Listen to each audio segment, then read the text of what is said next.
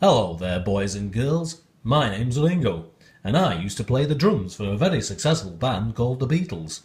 Well, today I do instructional videos just for you guys, and in this one today I'm going to show you how to create a parallel line parallel to this line right here that goes through the point N. And believe me, boys and girls, it's very simple.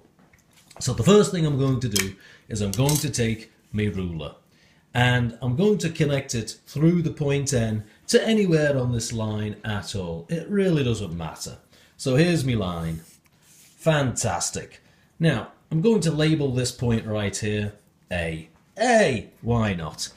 Now the next part is the very important part, because it's really just like trying to create two congruent angles. So here we have an angle, and I'm going to try and create the same angle up here.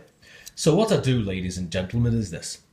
I take my compass and I put the point right there on A. And then I'm just going to make an arc. There you go. Beautiful, isn't it? Now, once I've created that arc, I then go right up to where point N is.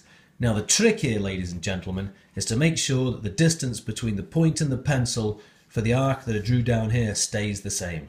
So I take it up to point N and I put my point right on there, on N.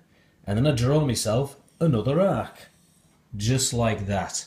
Now you may have noticed that my line doesn't quite go to the arc, so I can fix that with my ruler and I could just make that a little bit longer right there. Now the next part is I want to go back to this distance here, and I'll call this point right there B, and I'll call this point right here C. And I take my compass and I kind of stretch it out so that the distance between the point and the pencil is the exact same as the distance between B and C. And then all I do is I go to this point right at the top there, which, hey, let's call it R for Ringo.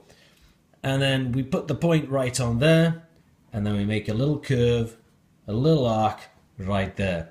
And I'm going to call that S for star. And then you take your ruler, you line it up through the N and the S, and then you draw your line. And if you did everything correctly, you should have a pair of parallel lines.